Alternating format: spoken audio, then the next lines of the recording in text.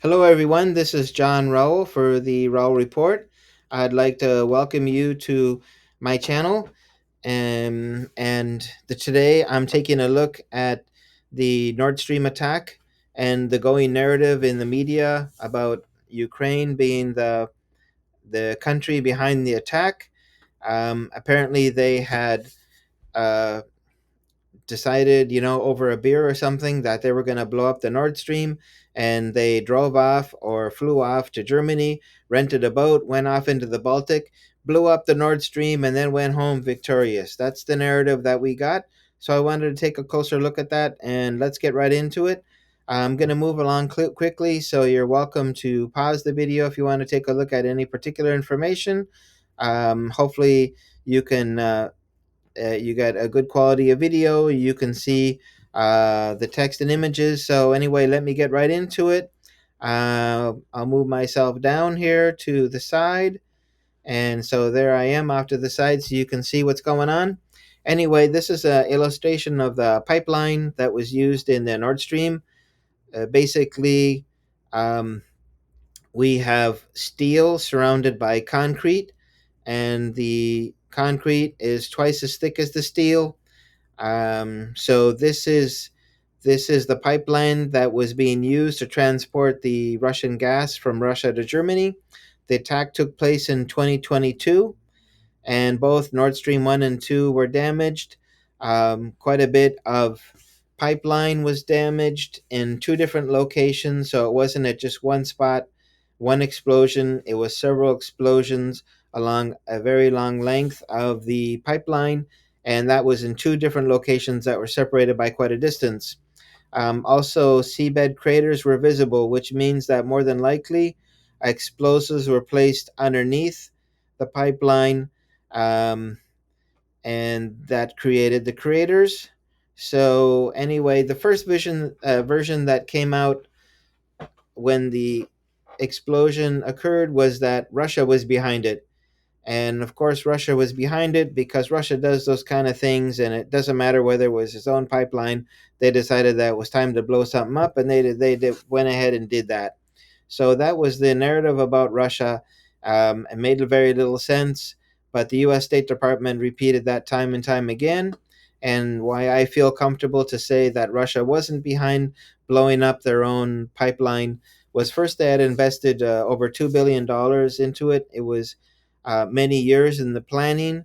This created good relations with Germany, and it was a win-win for both Germany, Russia, and other European nations. It was a great achievement by their oil and gas industry and a boost for their own economy. So, anyway, um, you can confidently say that Russia was not behind that attack or explosion. Then the next version came out, and it was Ukraine that had destroyed it. So this was the version that we were being fed by the media, and we were supposed to believe that General Zaluzhny, the Ukrainian commander in chief, and a bunch of his buddies got in a boat that they rented in Germany, sailed off into the Baltic Sea, blew up the Nord Stream pipeline, and then sailed back to Germany to return their boat as they raised the Ukrainian flag and a beer. So this was the um, version that we were given. And of course, it was Zaluzhny and his scuba buddies. So, anyway, you can see the scuba buddy with his beer, with the Ukrainian flag, with the boombox, with the fins, with a snorkel and goggles, and, ready to go. So, anyway, this was the version that we were given. And you can say that there are, a lot of inconsistencies to this version. First, the explosion happened at 80 meters down from the surface of the Baltic Sea, and this is not an easy depth to get to or work in. And recreational diving equipment will get you down maybe 40 meters at the most, and then after that, it's lights out. You'll dive down, you'll never come back, basically. So um, you also have to consider that 80 meters down, there's very little or no light, even during the day. um, and that placing explosives requires specialized skills and training over many years, and the long duration required to be undersea and carry out this operation also requires quite a bit of training. So we can say that some amateur who decided, Friday, that he was going to go over to Germany, rent a boat, dive off the side of the boat with some explosives, swim down 80 meters, place explosives, come back to the surface, get back in the boat, and then sail back to the port, is definitely a fishy story. And the inconsistency number two is that these demolitions are normally carried out by remote operated vehicles. You just don't take those and mount them on the back of a sailboat. They're carried by ocean going vessels that are specialized, set up in order to launch and to recover the remote operated vehicle. And if you take into account the countries that can both um, dive to that depth of 80 meters and have remote operated vehicles that could have carried out this operation, we're just reduced to five different countries. So we have Norway, Sweden, Denmark, Finland, and Germany. And you can cross Germany off the list because they were the ones who were most benefited by the Nordstream pipeline. And even though they didn't like Russia or President Vladimir Putin, um, they certainly wouldn't have blown up the pipeline because that would have been a sort of form of political suicide, to have cut off the low cost energy to their industry. So now we're just looking at Norway, Sweden, Denmark, and Finland. Um, Ukraine does operate remote operated vehicles, but at very shallow depths and only for scientific study and not for demolitions. If we um, take a look at inconsistency number three, just the expertise needed to place the explosives. Um, if you would place the explosives at the top and bottom and sides of the pipeline, you would have to place different charges in each location, and then you'd have one at one end of the pipeline you want to blow up, and the other end, and then have several in between. That's what I would assume would have been done to blow up the pipeline. Um, there was approximately 2,000 kilos of explosives that were used in this demolition. They were placed in four different locations. This isn't something that you put in the back of a sailboat along with your ROV and head off into the waters with a store-bought compass and magically find the Nord Stream pipeline. So all these three inconsistencies make this story really hard to swallow. I'd have a chart here on how much of the explosives are needed for each type of explosive that could have been used underwater for that deep sea detonation.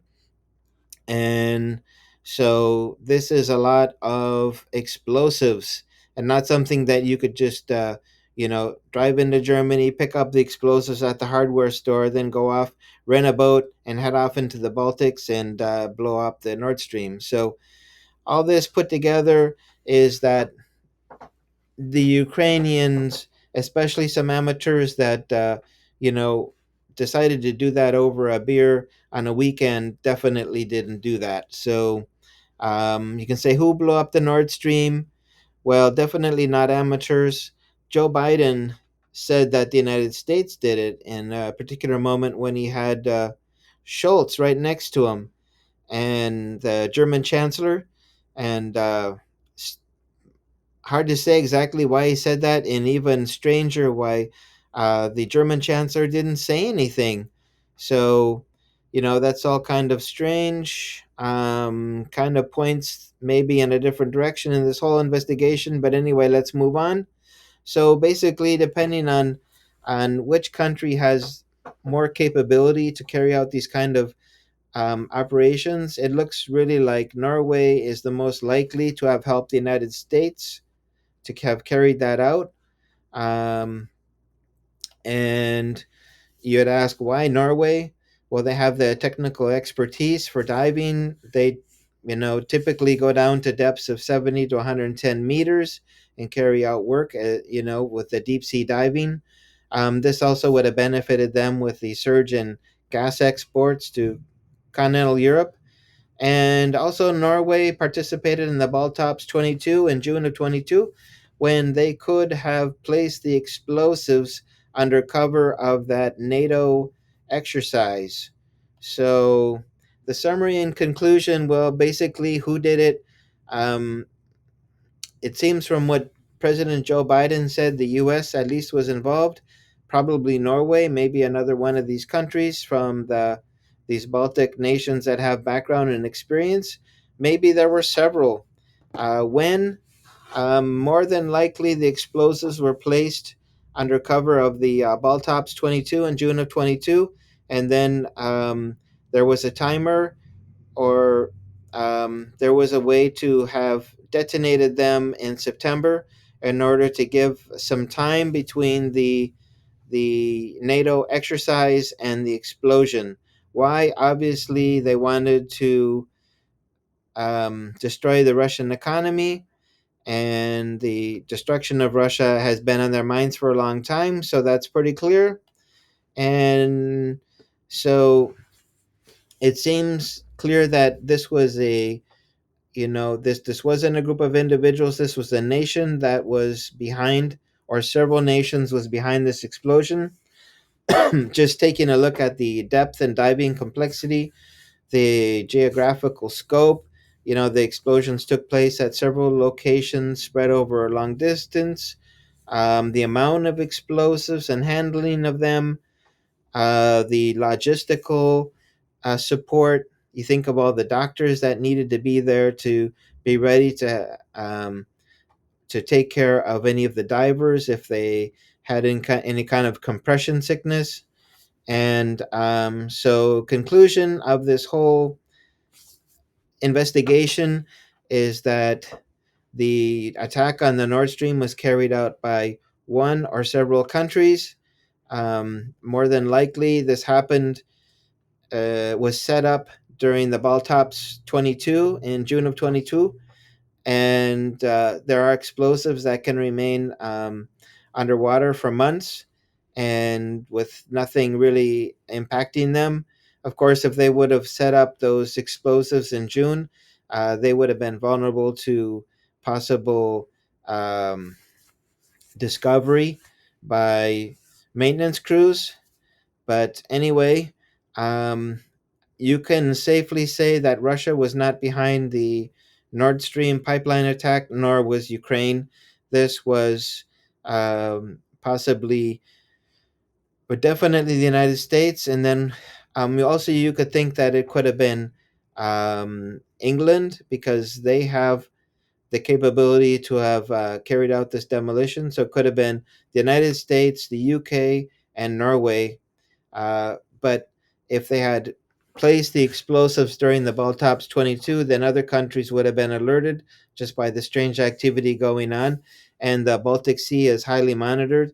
The attack took place in the economic zone of Denmark and Sweden. So both countries would have been monitoring what's going on in the Baltic, and, having something like this that would have taken place over several days in order to place the explosives couldn't have gone unnoticed.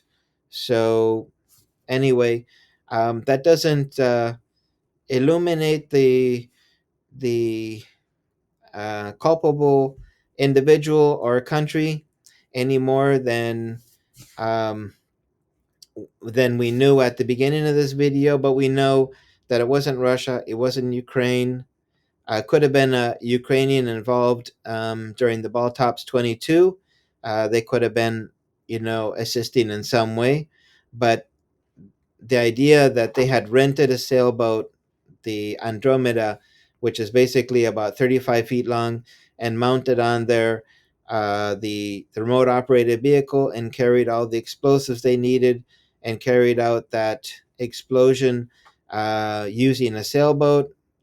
Uh, that just is a narrative that is very hard to swallow. So, anyway, that is the video for today. And so I'd like to thank you for joining me as we take a look at the Nord Stream detonation and who is behind it. And you're welcome to leave your comments below. Who do you think is behind it?